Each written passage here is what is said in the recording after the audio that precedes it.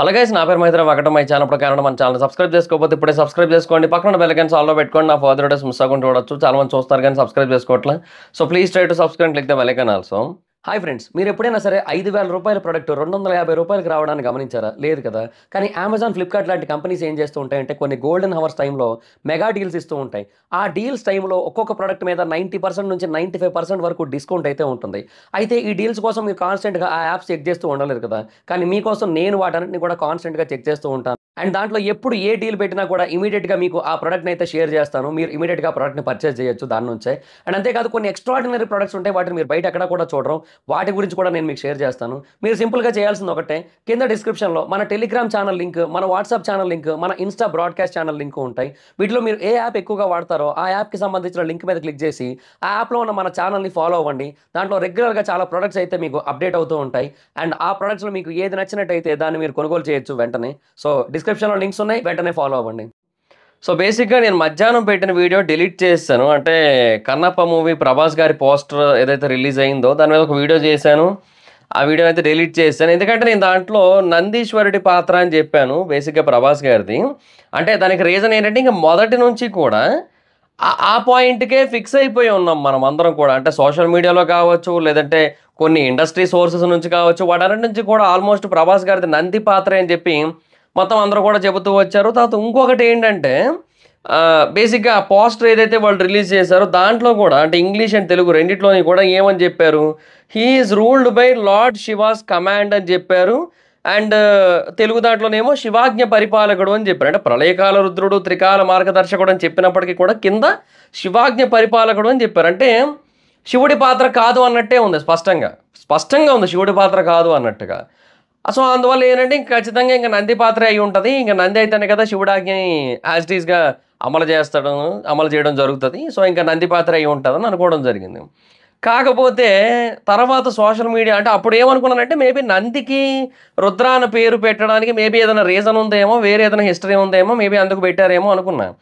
But ఇప్పుడు social మీడియాలో ఉన్న కొన్ని డీటెయిల్స్ చెక్ చేసినప్పుడు ఆ రుద్ర అనే పేరు పెట్టడానికి వేరే రీజన్ ఉంది. అంటే rebel star Prabhas as Rudra అని చెప్పి మెన్షన్ చేశారు కదా పోస్టర్లో.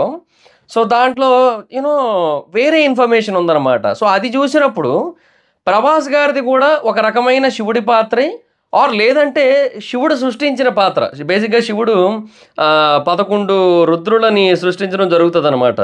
అది మనకి ఒక పురాతన కాలం నాటి ఒక కథలో చెప్పబడుతూ ఉంటుంది స్పష్టంగా. ఒకసారి బ్రహ్మదేవుడు శివుడిని అంటే రుద్రుణ్ణి అంటే ఇమ్మోర్టల్ బీయింగ్స్ అంటే బేసిక్గా నార్మల్గా అందరినీ సృష్టించి ప్రపంచం అంతా ఒకలాగే ఉంది. సో కొంతమంది ఇమ్మోర్టల్స్ అంటే అసలు మరణం లేని వాళ్ళని సృష్టించమని చెప్పి శివుడికి చెబితే శివుడు ఒక 11 మంది ఇమ్మోర్టల్స్ని సృష్టించడం జరుగుతుంది. వాళ్ళ పేర్లు కపాలి, పింగళ, భీమ, విరూపాక్ష, విలోహిత, అజేష, శాసన, శాష్ట, శంభు, చంద, ధ్రువ. సో ఈ 11 మంది రుద్రులని కూడా సృష్టించడం జరిగింది. వాళ్ళందరికీ అధిపతిగా శివుణ్ణి కూడా రుద్రాగాని మొత్తం అందరూ కూడా పిలుస్తూ ఉంటారనమాట. వీళ్ళు కూడా రుద్రాలే. సో 11 రుద్రాస్, అలాగే శివుణ్ణి కూడా రుద్ర అనే పిలుస్తూ ఉంటారు. సో అదొకటి ఉంది. అండ్ అది కాకుండా మనకి విష్ణు పురాణంలో కావచ్చు, మత్స్య పురాణంలో కావచ్చు, భగవద్గీతలో కావచ్చు శివుణ్ణి రుద్రుడనే పిలుస్తుంటారు. అంటే రుద్ర అనే పిలుస్తుంటారు, రుద్ర అనే మెన్షన్ చేస్తూ ఉంటారు. పిలవడం అంటే అదే మెన్షన్ చేస్తుంటారు అందులో ఆ గ్రంథాలలో. సో వీటన్నిటిలోని కూడా మనకి క్లియర్గా చూపిస్తుంది ఏంటి అంటే శివుడే రుద్రుడు, రుద్రుడే శివుడు. కాకపోతే ఏంటంటే ఇంకొక పాయింట్ ఏముంది, బేసిక్గా శివుడు ఎప్పుడైతే విపరీతమైన కోపానికి గురవుతాడో ఆ టైంలో రుద్రుడిగా మారతాడు అని. అంటే ఇప్పుడు బేసిక్గా మనకి బ్రహ్మ, విష్ణు, మహేశ్వరులు ఉన్నారు, త్రిమూర్తులు. బ్రహ్మదేవుడిని ఏమో సృష్టికర్త అంటారు, విష్ణుమూర్తిని ఏమో కాపాడే దేవుడిగా కొనియాడతారు, శివుణ్ణి ఏమో వినాశనకర్తగా చెబుతూ ఉంటారు. అంటే Brahma the creator, Vishnu the protector, Shiva the destroyer. అంటే బ్రహ్మదేవుడు అన్నిటినీ సృష్టిస్తాడు, విష్ణుమూర్తి వీటన్నిటిని కాపాడుతాడు. ఏదైనా ఒక తప్పు జరిగి మనుషులు లిమిట్స్ దాటి కనుక బిహేవ్ చేసినట్టయితే, లిమిట్స్ దాటి తప్పులు చేసినట్టయితే ఇక అప్పుడు శివుడు ఆ మనుషుల్ని కావచ్చు, ఈ లోకాన్ని కావచ్చు నాశనం చేస్తాడు. అట్లాగా ఈ డిస్ట్రాయర్, ఈ కైండ్ ఆఫ్ థింగ్స్ అన్నీ కూడా వస్తాయి కదా. సో ఎప్పుడైతే శివుడు విపరీతమైన కోపానికి గురవుతాడో అప్పుడు శివుడు రుద్రుడిగా మారుతాడు. అందుకే మనకి శివుడు కోపంతో చేసే తాండవాన్ని రుద్ర తాండవం అంటూ ఉంటారు. ఇంకా మహాకాల రుద్రుడు, ప్రళయ రుద్రుడు అంటుంటారు. ఇలాంటివన్నీ జరుగుతూ ఉంటాయి. సో, ఇదొకటి ఉందన్నమాట. అంటే రుద్రుడే శివుడు, శివుడే రుద్రుడు. కాకపోతే ఏంటి అంటే, ఇంకా కోపం తెచ్చుకున్నాక శివుడు రుద్రుడిగా మారతాడు. సో, అదొకటైతే ఉంది. మరి ఇంకా ఆ ప్రకారంగా ఏమైనా తీసుకొస్తారా? అంటే యూనో అక్షయ్ కుమార్ గారు శివుడిగా చేస్తున్నారు. అది క్లియర్ కదా మనకి. సో, ఆయన చేస్తున్నప్పుడు ప్రభాస్ గారు రుద్రుడిగా ఉన్నారంటే మేబీ ఆయన ఏదైనా ఒక మొత్తం కాపాడాల్సిన సిచ్యువేషన్ వచ్చి మొత్తం అందరి మీద కోపం తెచ్చుకొని తన భక్తుడికి ఇలా చేశారా అని చెప్పి కోపం తెచ్చుకొని రుద్రుడిగా మారినప్పుడు మేబీ ఇలా ఏమన్నా మారతారా? సో, అదొక పాయింట్ అయితే ఉందన్నమాట. Might be.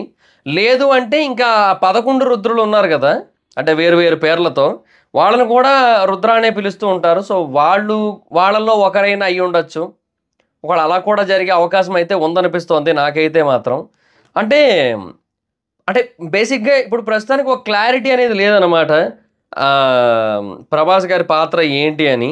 అండ్ మరి ఆయన చేతిలో ఆయుధం కూడా శివుడి చేతిలో ఉన్న త్రిశూలంలా కాకుండా వేరేగానే ఉంది. సో, మరి అది ఏంటి? దానికి కారణం ఏంటి? భూమి మీదకొచ్చిన తర్వాత ఆ ఆయుధాన్ని చేపట్టడం జరిగిందా? లేదంటే ఇంకోటి ఏదైనా కారణం ఉందా? ఇవన్నీ కూడా ఇంక చూసుకోవాల్సి ఉంటదనమాట. బేసిక్‌గా చాలా చోట్ల మెన్షన్ చేయబడింది శివుడిని రుద్రుడిగా పిలుస్తూ. ఇంకా పెద్ద మార్పేం లేదు. చెప్తున్నాను కదా!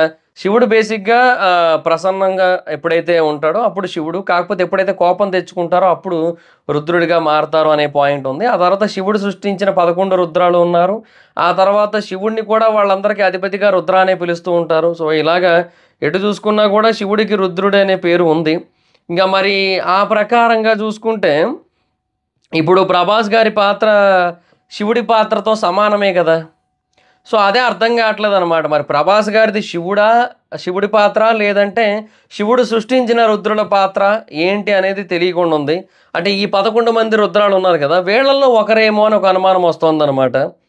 మైట్ బి అలా కూడా జరిగే అవకాశం ఉంది. అంటే కపాలి, పింగళ, భీమ, విరూపాక్ష, విలోహిత, అజేష, శాసన, శాష్ట, శంభు, చంద, ధ్రువ అనే పేర్లతో 11 రుద్రాలని శివుడే సృష్టించాడు కదా! సో, అలా సృష్టించిన వాళ్ళలో ఒకరు మేబీ ప్రభాస్ గారు అయ్యుండొచ్చు. మేబీ ఆ రోల్ అయ్యుండొచ్చు.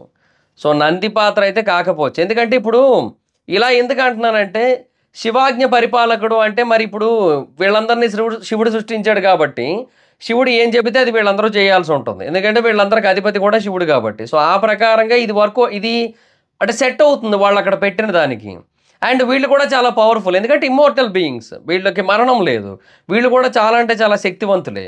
సో, అలాగ మైట్ బి అంటే శివుడు ఏదైనా చెబితే చేయడం, తన భక్తుల్ని కాపాడమంటే కాపాడడం అలాగేదైనా జరిగుండొచ్చు. సో, అలా ఉండుండొచ్చు అనుకుంటున్నాను నేను. Might be there is a chance in that. ఒకవేళ లేదంటే ఇది కూడా కాదంటే ఇంకేదన్నా ఉందంటే ఇంక మనమైతే ఏం చెప్పలేం ప్రస్తుతానికి. ఏదైనా సరే ఓవరాల్‌గా మూవీ చూస్తే ఒక క్లారిటీ వస్తది ఖచ్చితంగా. డెఫినిట్‌గా చాలా భారీ కాస్టింగ్‌తో వస్తోంది సినిమా అయితే. సో, ఓపెనింగ్స్ ఉంటాయి. అండ్ మన దగ్గర డెఫినిట్‌గా ప్రభాస్ గారి కోసం చాలామంది చూస్తారు. అండ్ యూనో ఆ కాన్సెప్ట్ ఏదైతే ఉందో దానికోసం కూడా డెఫినిట్‌గా కొంతమంది చూస్తారు. ఇంక చూడాలి ఇంక తర్వాత ఎలా ఉంటది ఏంటనేది. ఇంకా పోస్టర్ అయితే మాత్రం పర్లేదు బానే ఉంది. అండ్ శివుడిలాగైతే లేదు. ఎందుకంటే ఆ పోస్టర్‌లో మీరు గమనించినట్టయితే కేవలం రుద్రాక్ష మాలలున్నాయి. అండ్ చేతిలో ఒక ఆయుధం ఉంది. అండ్ ఒక నార్మల్ డ్రెస్సింగ్ లాగుంది. అండ్ యూనో అది నామాలవి పెట్టేసున్నాయి కదా! అది విభూది అదంతా కూడా. సో, అదంతా కూడా ఓకే. అదంతా కూడా బానే ఉంది. హెయిర్ ఒకటే కొంచెం మరీ ఎక్కువ లాంగ్ అయిన ఫీలింగ్ వచ్చింది. మైట్ బి ఆ క్యారెక్టర్‌కి అదే కరెక్ట్ అనుకున్నారో ఏమో మరి. ఇంకా తెలియాల్సి ఉంటది. బట్ అదే చెప్తున్నాను కదా! ఖచ్చితంగా ఇది ఇప్పుడు ఆ శివుడు సృష్టించిన ఆ 11 రుద్రాలకి సంబంధించింది ఏదో అయ్యుండొచ్చు అని అనిపిస్తోంది నాకైతే మాత్రం. సో, ఇంకా లెట్స్ సీ మీరేమనుకుంటున్నారు? ఈ పాయింట్‌ని బట్టి మీకేమనిపిస్తుందో కింద కామెంట్ సెక్షన్‌లో తెలియజేయండి. ఒకవేళ అదైతే కొంచెం డిఫరెంట్‌గా ఉంటది. అంటే నంది పాత్రతో కంపేర్ చేస్తే ఈ పాత్రకి ఇంకొంచెం ఎక్కువ పవర్ ఉంటది కూడా. సో, అది బెటరే. సో, లెట్స్ సీ చూద్దాం ఏంటో. మీరేమనుకుంటున్నారో కింద కామెంట్ సెక్షన్‌లో చెప్పండి. So that's it guys, this the video కానీ మీకు నచ్చినట్టయితే లైక్ చేయండి, వీడియో షేర్ చేయండి. ఇప్పుడు కానీ మన ఛానల్ సబ్స్క్రైబ్ చేసుకోకపోతే ఇప్పుడే సబ్స్క్రైబ్ చేసుకోండి, పక్కన బెల్ ఐకాన్ ఆల్లో పెట్టుకోండి. నా ఫర్దర్ వీడియోస్ మిస్ అవ్వకుండా చూడొచ్చు. చాలా మంది చూస్తున్నారు కానీ సబ్స్క్రైబ్ చేసుకోవట్లా. So please try to subscribe, click the bell icon also. నా ఇన్స్టాగ్రామ్ ఐడి ఎవరస్ అయితే అక్కడ వచ్చి ఫాలో అవచ్చు. Thank you so much guys, bye. Next video, bye.